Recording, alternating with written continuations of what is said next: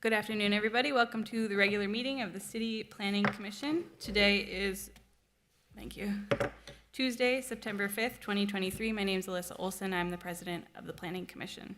The city will be recording and posting this meeting to the city's website and YouTube channel as a means of increasing public access and transparency. This meeting is public and subject to the Minnesota Open Meeting Law. At this time, I'll ask the clerk to please call the roll. Commissioner Alper. Present. Baxley.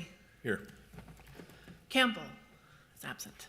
Conley is absent. Emmerich is absent. Ford is absent. Koski is absent. Marwa. Here. Meyer. Here. Chair Olson. Here. We have 5 members present. All right, that is a quorum. With that, we will proceed to the agenda, a copy of which was posted for public access to the city's legislative information management system, which is available at lims.minneapolismn.gov. There are also copies of the agenda on the counter by the clerk if you're looking for that. We'll begin with acceptance of the minutes from July 31st, 2023. Could I have a motion to accept those minutes? Second. We have a motion and a second. Is there any discussion? Seeing none, all in favor say aye. Aye. All opposed? Any abstentions? All right, that motion passes and the minutes are adopted. Our next order of business is to organize our public hearing agenda for the evening. I'm going to read through the agenda items and numbers and state whether they are slated for consent or discussion. Consent items will be passed without discussion by the board. We'll be adopting staff recommendation and any listed conditions for those items. But if you disagree with the staff recommendation, when I read that item off, you can raise your hand and we'll put that item on our discussion agenda. So we have the following items on our agenda for this evening. The first 3 items are consent items. So once we get past that, you can raise your hand. Item number 4 is a land sale at 1828 DuPont Avenue North. At our committee of the whole meeting, the commission recommended this item for denial, and this item is on our consent agenda and will not have a public hearing. Number 5 is a land sale at 1860 28th Street East and 2717 Longfellow Avenue. Committee of the whole recommended this for approval, and this will be on our consent agenda. Item number 6 is a land sale at 2931 through 2937 Bloomington Avenue. Our committee of the whole recommended this item for approval. This item is on our consent agenda and will not have a public hearing. Item number 7 is 3145 Columbia Avenue Northeast and 334 California Street Northeast. Staff is recommending this item for consent. Is there anyone here to speak against staff recommendation for item 7? Okay, seeing none, I'll put item 7 on our consent agenda. Item number 8 is 1901 49th Avenue North. Staff is recommending this item for consent. Is there anyone here to speak against staff recommendation on item number 8? All right, seeing none, we'll put item 8 on consent. And item number 9 is 3561 Minnehaha Avenue. Staff is recommending this item for consent. Is there anyone here to speak against staff recommendation for item number 9? Okay, we'll put item number 9 on our discussion agenda. So to review, we have items 4, 5, 6, 7, and 8 on consent, and item number 9 on discussion. Commissioners, could I have a motion to approve the agenda as amended? So moved. Second. We have a motion and a second. Is there any discussion? Seeing none, all in favor say aye. Aye. All opposed? Any abstentions? All right. That motion passes. The agenda has been adopted. So we'll proceed with our consent agenda first and then our discussion item. First, we're going to vote on the consent items that do not have a public hearing. So after we've dealt with those items, we'll move on to our public hearing items. Commissioners, could I have a motion to adopt items? Hold on. Which one is the item item number 4?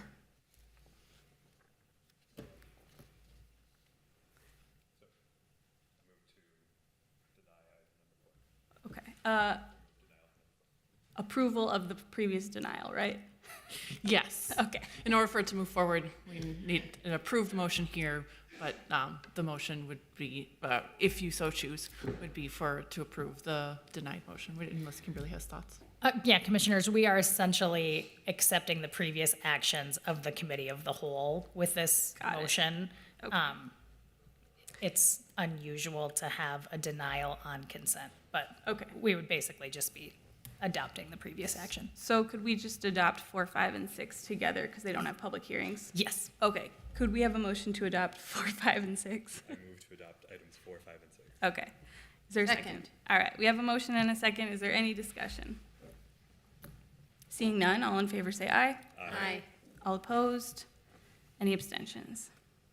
All right. Those items are complete. So if you're here for items 4, 5, or 6, those are done. So now we'll do items number 7 and 8. These are consent items. They are public hearing items, though. So if you are here for items 7 or 8 and would like to say something, I'll open the public hearing. You can walk up to the podium now, state your name and neighborhood, and proceed with your comments. All right. I'm not seeing anyone, so I will close the public hearing for items 7 and 8. Commissioners, could I have a motion to adopt items 7 and 8? So moved. Second. All right, we have a motion and a second. Is there any discussion? Seeing none, all in favor say aye. Aye. Aye.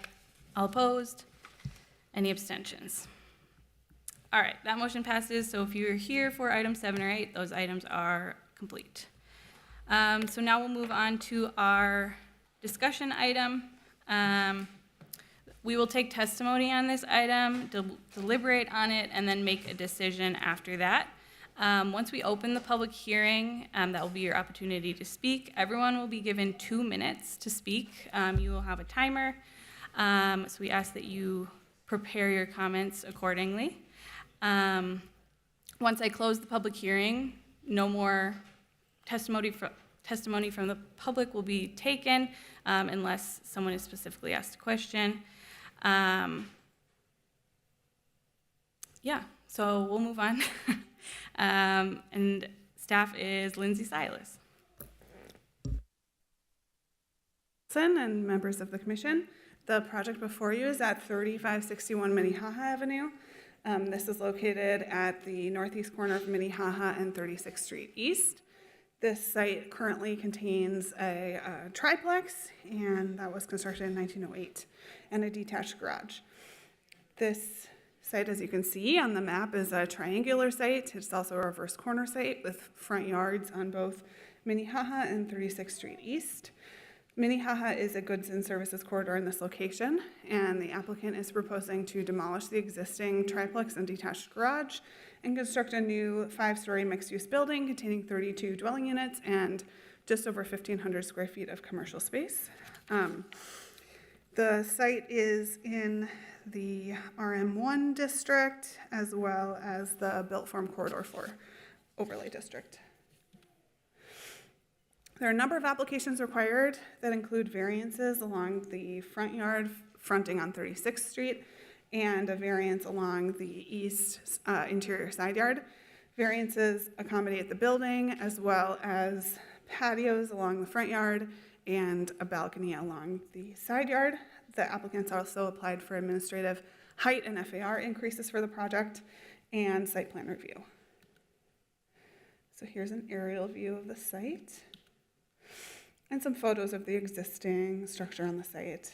So this is the site plan. As you can see, the building is rectangular in shape, and the site is decidedly not. So the applicant has proposed to front the building on Minnehaha. They are proposing to meet the mixed-use density bonus, which they're using for their height and FAR increases.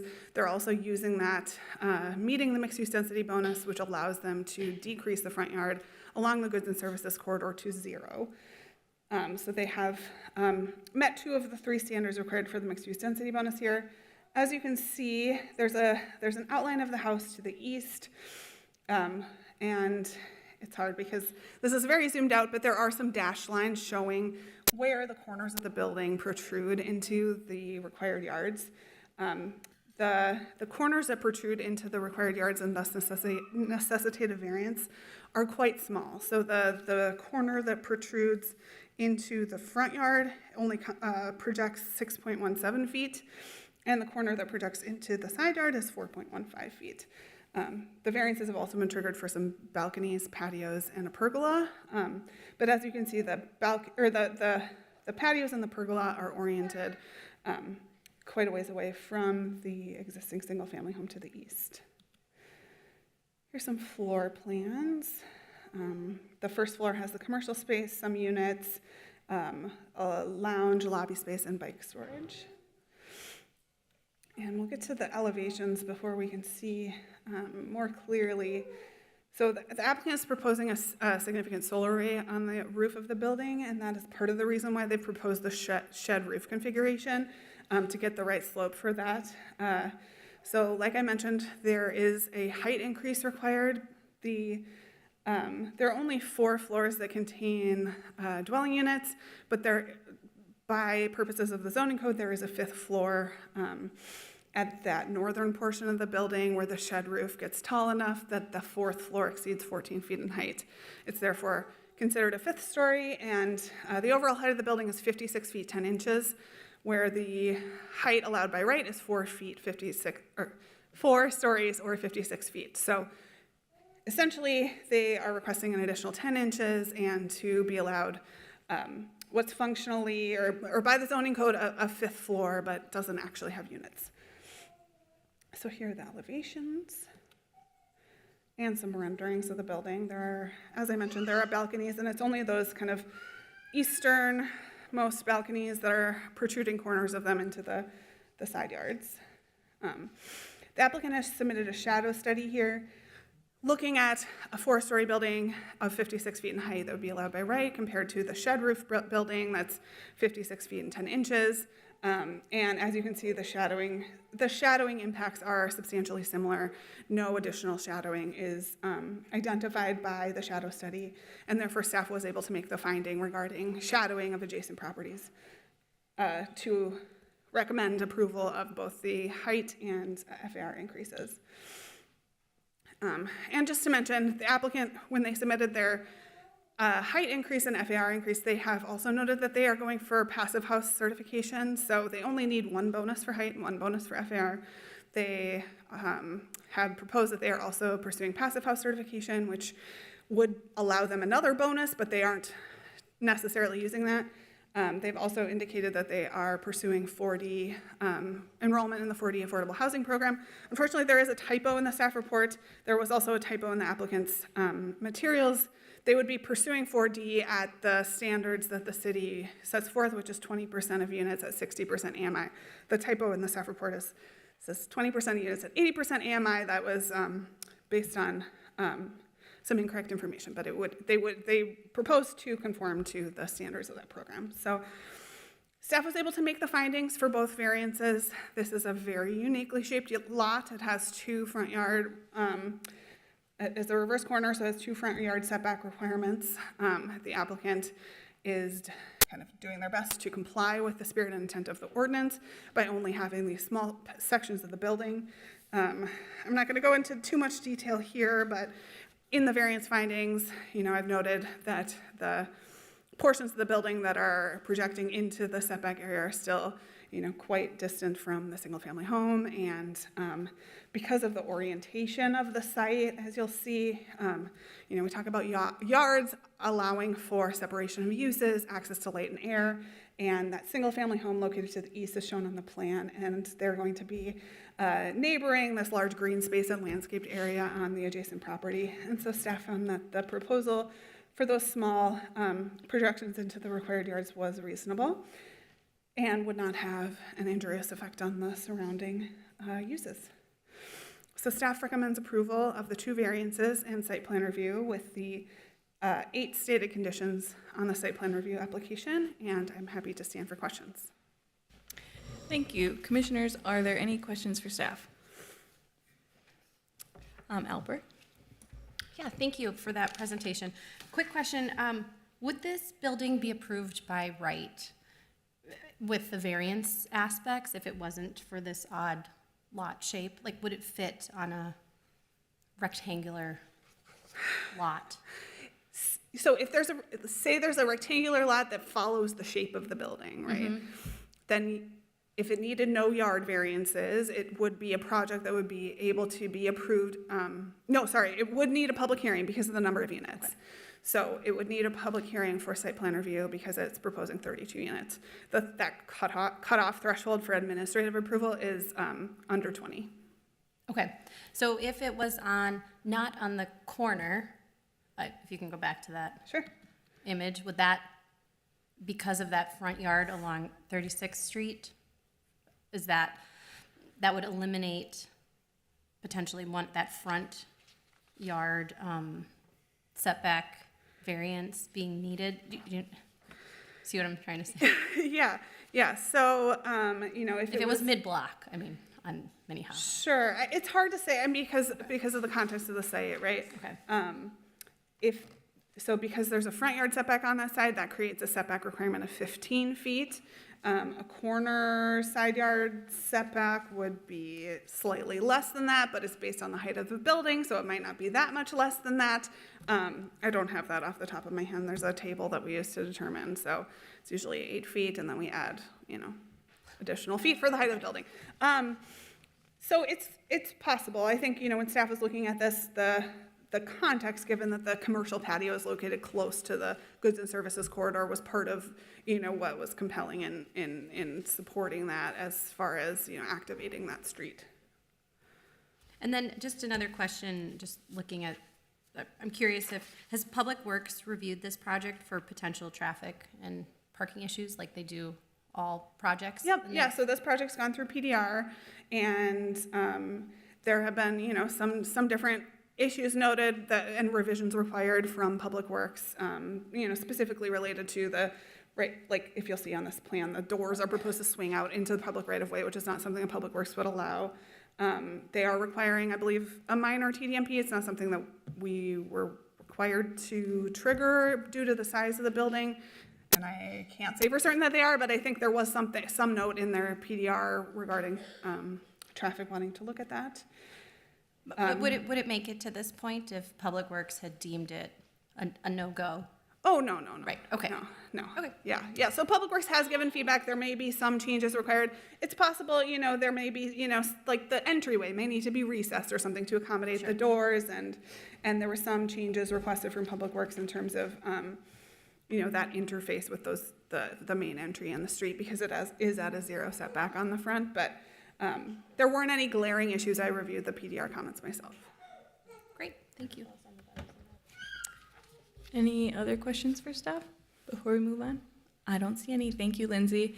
I will now open the public hearing. Is the applicant here, and would they like to speak on this item? So you can come forward. To clarify, I have 2 minutes as well. No, we don't limit the applicant to Okay. 2 minutes. I prepared 5, so it'll be no more than that. So my name is Cody Fisher. I'm president of Footprint Development and the project applicant. I started Footprint and proposed this project specifically because I'm passionate about our housing shortage, climate change, reducing car dependency, and improving the quality of urbanism in our city. And I want to help make Minneapolis healthier, more climate resilient for more people. At Footprint, we develop and manage long-lasting, healthy, carbon-smart, climate-resilient multifamily housing, specifically in walkable, bikeable, transit-rich areas, just like this. And this project, importantly, I think is going to add 32 homes to the neighborhood and 1 to 3 new homes for businesses in the neighborhood. It's also going to be 100% electric, low embodied carbon, which is, I know, a topic that you've recently started discussing in terms of exterior cladding materials. Solar powered and ultra energy efficient, as Lindsay alluded to. Just to emphasize on the flat roof, the shed roof, compared to a flat roof, we'll be able to double the amount of rooftop solar production. It's not just at a better angle, but it's because we can fit almost twice as many panels on that shape of a roof.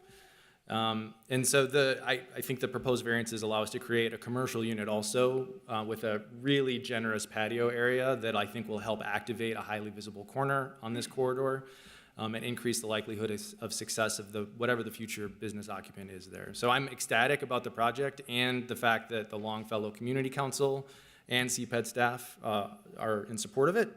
And I want to thank Lindsay and her colleagues for their guidance as we've gone through kind of trying to fit something that would work into this oddly shaped lot. And I also want to thank Councilmember Johnson and the LCC for the multiple opportunities they gave me to present the project concept as it evolved. I got to present both to their board and to their Equitable Development and Housing Committee.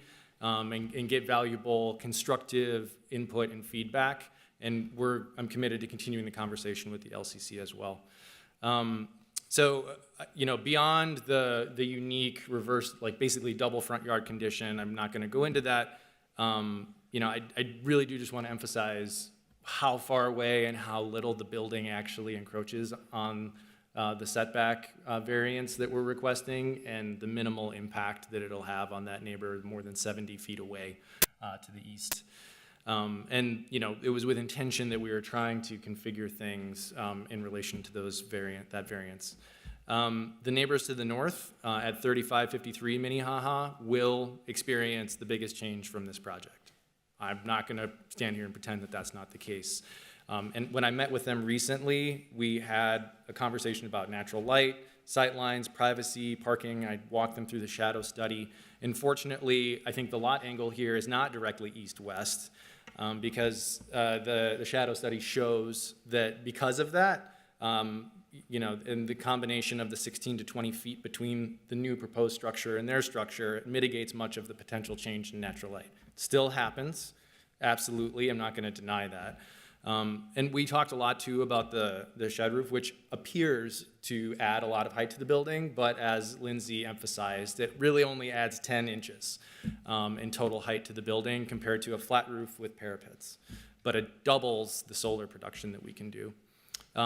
In addition to that, we've taken a number of steps to kind of minimize the impact on the folks to the north that I want to convey. So one is we've set the building 1 to 2 feet lower than their lot grade with intention. So we're dropping the lot and then we're going to deal with those drainage issues on our lot, and that reduces kind of the overall height impact to them to the north. We've minimized the windows and balconies in particular on the lower floors that are would be looking into their home to minimize the privacy impact. And I'm committed to them and I'm committing publicly, like we're going to do a survey interior structurally on their older home before any work is done. We're going to put in vibration monitors on the site, and we're going to change the way we do soil compaction in construction so that there's zero chance of impacting their home. I want to be a good neighbor. I want more neighbors in the city. I'm committed to doing that, and I think they would agree we're off to an okay start, despite how big of a change this constitutes for them. So we're amenable to all staff conditions of approval. I hope that we get your support. And I'm excited about bringing this project to fruition. Thank you. Thank you. Commissioners, are there any questions for the applicant? Okay. It's all right. Just a quick question. I wonder if Yes. you could, I think the sloping roof with the solar is terrific. Could you talk through your stormwater strategy too and how you are dealing with all the water coming off that roof? Yeah, so it's all going to be taken down and internally through the building, not exterior through scuppers, and then taken to basically where in the large southeastern corner portion of the lot, all the green space there is actually going to be largely stormwater retention and rain garden areas, and there's going to be trees planted in those as well. So that's like when there's big spikes in rain catchment. The other thing that's actually still on the table right now is a lot like the Sundial building, which is in Kingsfield. We would like to incorporate actually stormwater collection tanks underground and use that to recycle for gray water for like toilet flushing in the building. to be determined whether or not we can fit that in the project budget, but that's something that we're actively exploring in design right now. Great, thanks. Marwa? Yes, hi. There was a question from a citizen in our packet about just snow removal on that Minnehaha side, on that sidewalk. Can you just kind of talk through the plans? Because, you are abutting it very closely. Yep. Just kind of talk about that. Thank you. Yeah. So our proposal is to pave. So we're at the zero lot line, and then there's public right of way that exists before the already existing sidewalk. And our intention is that will be a hardscape, so paved surface area. It's possible that it might have to be permeable because some of it is over some existing tree roots, but we're working through that with Public Works. The intention would be for a building of this size, you have a regular snow removal service, so we would be taking care of, as required and as a good neighbor would do, all the sidewalk space around the corner, both on 36th and Minnehaha, and then also clearing out from the street there. I think there's not in our current site plan, as I'm noticing now, like a designated collection area for snow accumulation. That is something that I'll bring up with the design team. Presumably we'd be using that corner space around the northwest corner of the building and push snow collection from this area off to there to the extent that there is additional snow accumulation on that immediate north or the Minnehaha side of the building. I'm not seeing any other questions, so thank you. We will continue with our public hearing. So if there's anyone else who would like to speak on this item, you can come to the podium now. You'll have 2 minutes and you can state your name and neighborhood for the record and proceed with your comments. So you guys could even make a line if you want to. Who wants to be first?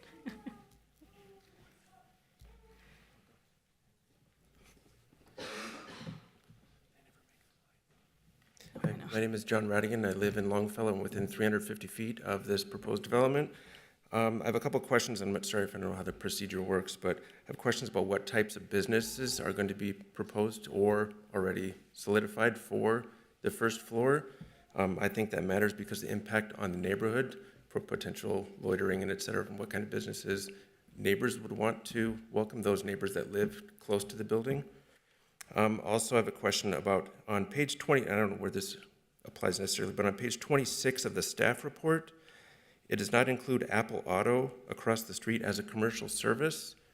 I just want to know just if that has any impact on the proposal, the validity of the proposal, et cetera. It's not a question and answer, so if Okay. you want to proceed with your Okay, comments, take that as go you ahead. will. Yep. Also, because of the additional traffic that residents will bring to the neighborhood, I live on 32nd Avenue, and I'm curious if the city can provide traffic calming either at each end or in the middle of the block to mitigate the additional traffic that will come from this proposal. Yes, those are statements. I don't know how the question and answer works, so. Thank you. Is there anyone else who would like to speak? You guys can just go ahead as people finish. Hi, I'm Trent Olson. I'm the homeowner at 3553 Minnehaha, just north that Cody just mentioned was the most impacted, along with my wife Melanie and our son Mateo. Our biggest concerns are obviously the light and the shadow, along with privacy. We also have concerns about parking that I think many others have voiced in the packet. Also some concerns about congestion in the alley. The alley behind these properties comes to kind of a right angle point, and there's sort of 3 properties that try to have egress there. I've done some of my own sort of online shadow studies just to see what the impact would be on our home, and what I've done kind of lines up with what Cody has shown me. It looks like we're going to lose about 5 to 6 hours of light in across our house through the year, which has less of an impact in the summer, obviously. In the winter is where we won't see any light on our home at all until 1 p.m. in the afternoon. And of course, the sun's going to go down a few hours later. So just wanted to express that concern. We also wanted to talk about transit. We're hoping that if this structure gets built, that maybe that will help to increase the frequency and the reliability of the number 7. It doesn't seem to run on schedule very often. Cody also shared that the city had talked about maybe on the side of the building that's facing us, the city wanted some more variance in the cladding, or I think that's the technical word for it. We would urge that we try to keep that side as light colored as possible, just we don't want anything dark that's going to darken anything further there. Again, yeah, I guess we love our plants and we love our gardens, and we'd love to keep our house bright and colorful, so thanks.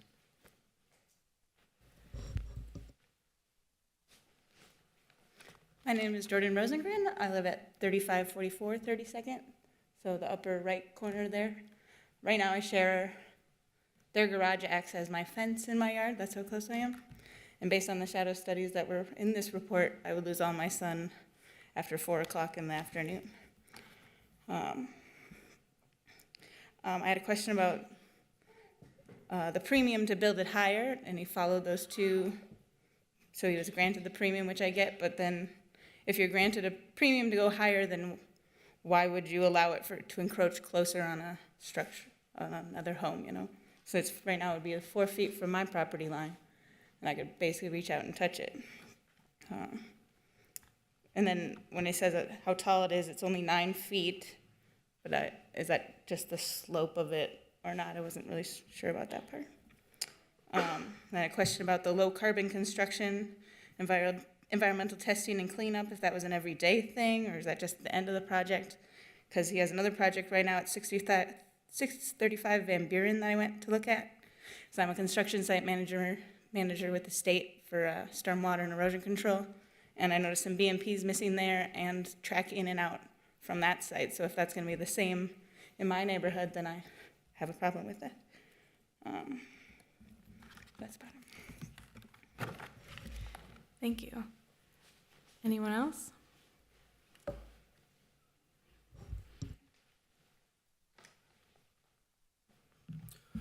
Hello, my name is Connor Carroll, and I'm a resident of the Kingfield neighborhood, actually. I used to live nearby the site of this development on the northeast side of the Hiawatha neighborhood. I'm a renter, and last year I moved from Hiawatha to Kingfield. And when I was looking for a place to live, Longfellow was somewhere I was considering. Obviously, I ended up moving elsewhere instead, but I think a development like this has all the things that I personally would want to have in a place to live. I think the environmentally friendly amenities of the buildings, the solar panels, bike maintenance station, all electric appliances, and proximity to transit are great and would be another step on the way to Minneapolis achieving its climate goals. I believe being very close to the 7 bus and the Blue Line light rail, plus the bike amenities would enable many residents to live car-free or at least car-light. Additionally, several news outlets have recently reported on nationwide rent price trends over the past few years, and Minneapolis rent increases have been among the lowest in the nation and have even decreased for some renters, and I feel this is in large part due to Minneapolis's commitment to building more housing of all types, such as this development. I feel that developments like this are an important part of making Minneapolis more affordable for more people, especially working people and families. So to summarize, I urge you to support the approval of these reasonable and minor variances. Thank you.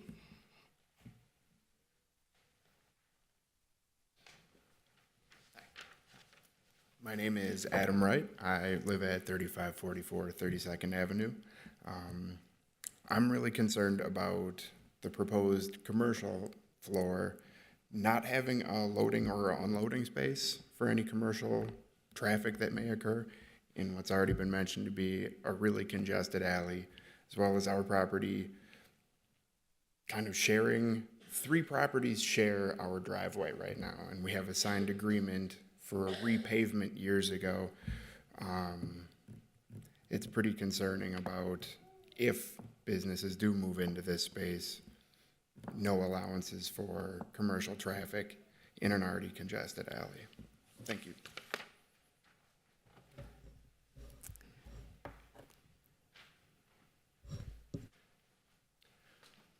My name is Jason Holtz. I live at 3536 32nd Avenue. That is the very top corner there. My fence is about 20 feet from there, so directly next to Jordan and Adam. I've lived in my house for almost 15 years now and have a double lot that is empty to the south, and if there's a 56-foot-high building right there, that's all I'm going to see from my backyard and out my patio door and window on the south side of my house. Concerned about a building that tall and accessibility. There's no plan for an elevator. I once lived in a 4-floor walk-up in Chicago, and moving is not fun. Getting groceries. I had to carry my dog up and down the stairs for 2 months because he tore his ACL. Parking is, it's not bad in our neighborhood now, but according to statistics, only 18% of Minneapolis residents don't own cars. So that's potentially, 26 cars that need to park on the street, and snow emergencies and things like that. It gets pretty tight. I really commend Cody on his proposal, and I like all the green aspects of it, and I think it's great, and that's what needs to happen. I just don't think it's the right spot. There's 2 derelict fourplexes 4 doors down with a perfectly rectangular lot that a lot of people wouldn't mind seeing go away. Thanks.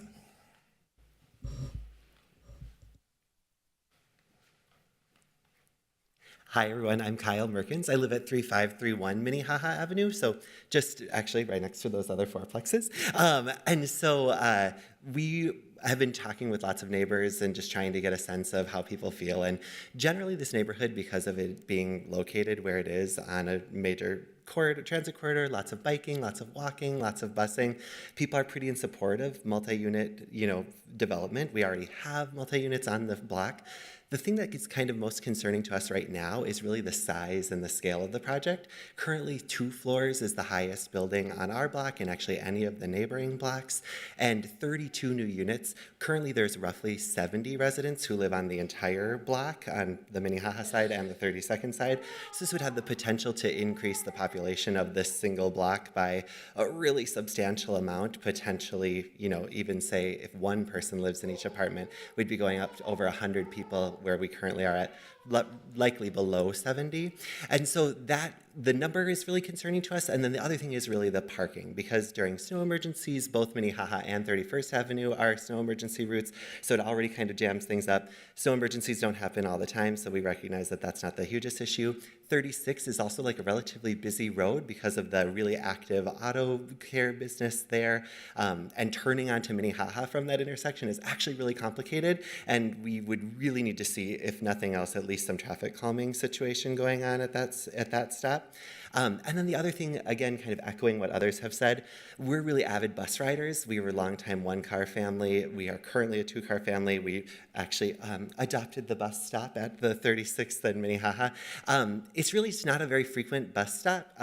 We really love to take the bus. And if this were the type of project, we would also really love to see commitments from the city or Metro Transit, obviously recognize that they're separate entities, to increasing that frequency. Because right now it's actually pretty far to the light rail and it's pretty far to Lake Street to actually get real rapid transit. Every half hour isn't a very frequent bus route. So these are our concerns, and we're grateful for you considering. Thank you. Thank you. Is there anyone else who would like to speak? Last chance. All right, I will close the public hearing on this item. Commissioners, looks like Commissioner Campbell has something to say. Thank you, President Olson. Normally we leave this to the elected officials, but I don't think we have any here today with us. So I will just extend on behalf of the commission a thank you to all of you who have come here today to, what's that? Sorry, the park board. Commissioner Alper's here, sorry.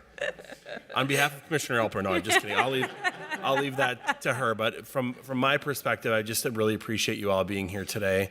I've been on the Planning Commission for 2 years, and we don't get people that come and speak as calmly and kindly and openly very much anymore. And so I just want to thank you. I know that it's hard when change comes to your neighborhood, and you've handled yourselves here really uniquely, and you should be really proud of that. So thank you, and especially to the folks with the young family. Having worked in and around government for 15 years, these meetings are never convenient. So thank you for taking time out of your schedule to come down here today. Cody, I want to commend you for this really phenomenal project. I think from my perspective, this is exactly the type of development we need in the city. I think you hit on a number of crucial issues, stormwater, solar energy, a whole variety of other environmental incentives to live in this building that I wish more developers around our city would emulate. So kudos to you. I think this is a really exciting look into what development in the next 20 to 40 years is hopefully going to look like. So thanks for bringing this to us today. I do think you got some pretty constructive feedback from some neighbors who I think came with good intentions and in good faith. And so things like lightly coloring the exterior of the building so that these folks can maintain some light to the extent possible, fences to the extent that you're able to incorporate them into the design, alley logistics, working with folks who end up leasing that space in the main level, guardrails as to where they can and cannot load and unload. I think these are pretty reasonable things for this body to ask. And I think as a developer, not really, with maybe some exceptions, not a huge financial implication to that. So I think I would strongly encourage you to look into that. A number of people have brought up traffic calming, and this is not my particular cup of tea, but I do know that there's about 4.5 cents for the entire city for traffic calming, which is not enough. So I'll just make a plea for those in elected office to increase that amount of money, because I think this traffic calming dollars would be a great incentive for neighbors like you all to welcome in developments of this size if they knew that their kids and their families could have some of those incentives. So with that said, I will be supporting this project with enthusiasm, and I really appreciate you all being here today. Commissioner Marwa. Yes, I was just hoping that the developer, the applicant, could maybe speak to what the plan is for that commercial space, since that question had come up a number of times. Yeah, absolutely. So the intention is so 1,500 square feet, it's not particularly large. And my intention is I don't want to recreate what we see all across the city of these large 5 stories over 1 with these vacant commercial spaces that are way too big and make them unaffordable for local small businesses or people who are just starting out. So this 1,500 square feet, it'll, very likely be split up into 2. It could be split up into as many as 3 units. In terms of the intended uses, it wouldn't be anything as, plumbing and internal infrastructure intensive as like anything with a kitchen.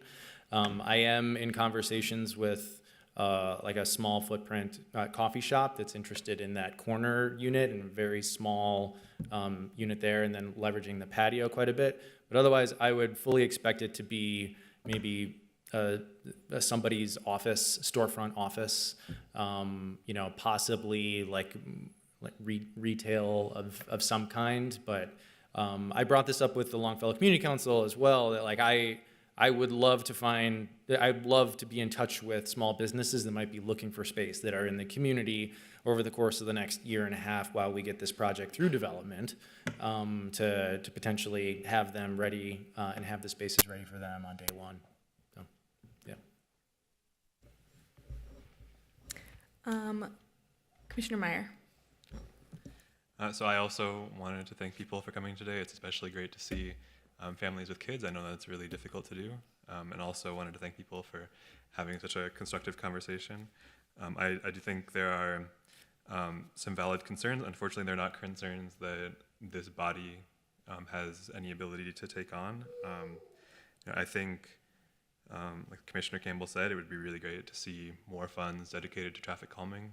I think that's something a lot of us here would like to see. That's not a question before us today. It's not anything we can do anything about. We would also like to see more frequent and reliable public transit. Our one elected official, I understand, uses the 7 quite frequently and has complained about it a number of times. We are aware of the issues with the number 7. I did want to know that the state legislature has taken some action on that front. Starting on October 1st, people will be paying 1 cent extra on their sales tax in the 7-county metro area, and 75% of that will be going to public transit. And one of the key things it's supposed to go toward is hiring more drivers and increasing frequency. Hopefully that will apply to the 7. I want to note that by allowing more people to live close to these transit stations, it makes it more easy to sustain those investments in public transit. And I also want to note that the lack of parking in the project means less traffic, and that's not always something that people connect right away. So it does mean you might have more competition for the parking around, but by enabling people to choose to live without cars if they want to, which we don't have many options to do that currently, and by adding that option, it means that more people can choose to live without it, which means fewer cars on the road, which is something really important for our climate goals. So, and I just wanted to emphasize, because it is confusing for people about what it is exactly that we have authority over. The questions before us today are really about these setbacks and the small additional height. A request for staff for something like this, I can see it just fine, the little dotted lines. It would be nice if that was highlighted in red, so it was really apparent, but it's really just these 2 very small corners that we're considering, and those aren't on the sides next to the adjacent properties that would be affected by lighting. So I think that those are clear cases for the variance because of the odd size or odd shape of the property. And as to the height, I think accommodating the sloped roof to allow for the solar panels is something that we should do in order to meet our climate goals. So I will be supporting this project. Want to thank the developer for really engaging with the community. I appreciated seeing the letter from the Longfellow Community Council commending the developer on the engagement and supporting the project. Thank you. Commissioner Alper? Yeah, thank you. So I'm actually your park board commissioner. So nice to meet you all. Becky Alper. You can find me online if you have any boulevard tree issues or want to talk about the parks, like Longfellow Park, which is nearby. Happy to help in that way. And so I am was elected by my peers to have the park board seat on the planning commission, which is why I'm here today. And it's all good. This is the Commissioner public Campbell. flogging I deserve. No, just because you're part of my area. So anyway, thank you for coming out tonight. I know I do bike up and down Minnehaha a lot, and I do take the number 7 bus because I live in Seward into these meetings occasionally. I just want to say, echo a bit of what Commissioner Meyer said up here tonight about what's really in our purview to have say in, and it's really these small corners that are in the dotted lines that are kind of hard to see, but I don't know if we can zoom in on that front the front yard setback, or on the other one.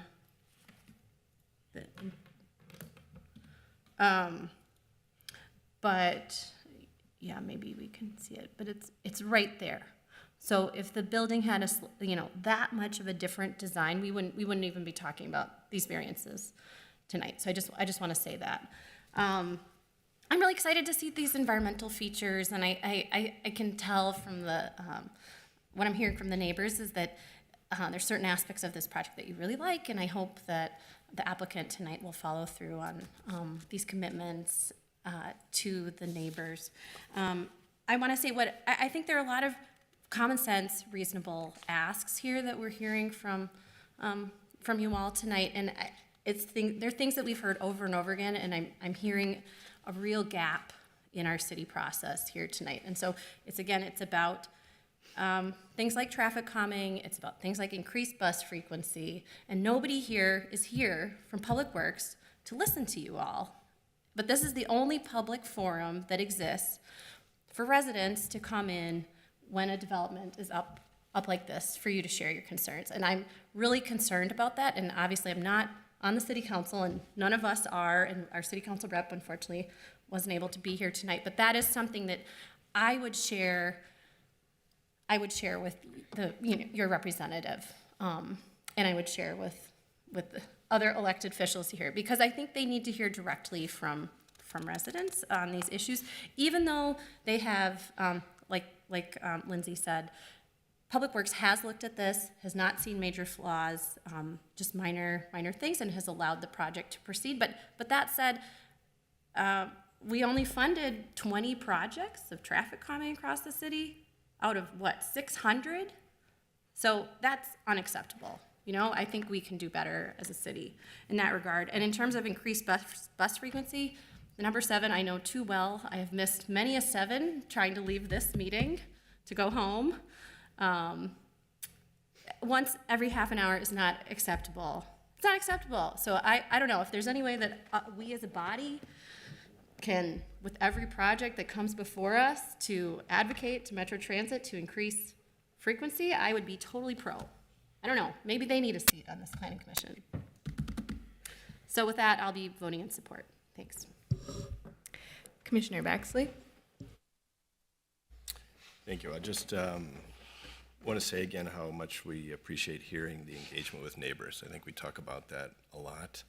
A lot of the time that outcome isn't where everybody wants it to be, but I think both during the design process and through the construction process, Cody, I hope you continue that engagement. It's a very sensitive area. I'm particularly focusing on that pinch point at the alley where we've got sort of loading and unloading conditions that don't exist now that are, right next to where folks live. So I know you'll be sensitive to that. And again, I'll say again on stormwater, it looks like we're increasing the pervious area maybe 4-fold over the existing conditions. So I think you've got a lovely story here. I'd hate for it to not continue to follow through with treating stormwater in a way where it's retained or processed as much on site as you possibly can. So I'll be voting in support as well. Thank you. All right, I'll just say that I agree with what all the commissioners have said so well tonight, and I'll make a motion to adopt staff recommendation. Second. All right, we have a motion and a second. Is there any discussion? Seeing none, I'll ask the clerk to please call the roll. Commissioner Alper? Aye. Baxley? Aye. Campbell? Aye. Marwa? Aye. Meyer? Aye. Chair Olson? Aye. We have 6 yeas and 0 nays. All right, that motion passes. And that concludes our public hearing items for the evening. Are there any announcements from staff? Yes, commissioners, we have 2 project updates from our July meeting. We did not meet in August. There were 2 appeals that came out of that second meeting in July, one for the project at 2432 Chicago Avenue and one for the project at 2648 Marshall Street Northeast. The project at 2432 Chicago Avenue, these were both at the August 22nd Biz Committee meeting. That one was sent forward without recommendation to the full city council. Lindsay, I don't know if you want to, I was not at that meeting, so it's a little unusual to get sent forward without recommendation, but Can you remind us what that one was? That was 2432 Chicago. It was like a vacant lot, very kind of standard size. They were proposing a building. They had requested 2 variances, 2 side yard setbacks due to the depth of the building that were denied as recommended by staff. Okay. And so that was, the approval of the site plan review was appealed to Biz, and the, basically they moved it forward without recommendation with the urging of the committee for the applicant and the homeowners association to come to an agreement. The homeowners association has prepared like a private agreement and sent it to the developer, and that's supposed to be signed early this week, and I'll be reporting back to Councilmember Osman and Goodman before full council, where they'll have to make a motion on that. Got it, okay. Should I update on my other one? Sure, go ahead. So 2648 Marshall, as you recall, the variances were denied. It was appealed by the applicant, went to biz on the 22nd, and after a lengthy discussion, the commissioner seemed very amenable to the applicant's interest in entering into an MOU with the park board about the future sale of the property. So they continued the application 2 cycles to allow the applicant time to work with park board staff and to have an agreement go before the full park board before they come back, which I believe is on September 26th. Is that the one on the river? Yeah. That's the one on the river, yep. All right. Thank you. You're welcome. Thank you, Lindsay. Those are the only updates we have at this time. All right. Anything from the commission? All right. If not, and without objection, I'll declare this meeting adjourned. Our next meeting of the Planning Commission will be Monday, September 19th, and our next Committee of the Whole meeting will be this Thursday, September 7th at 4:30. Thank you.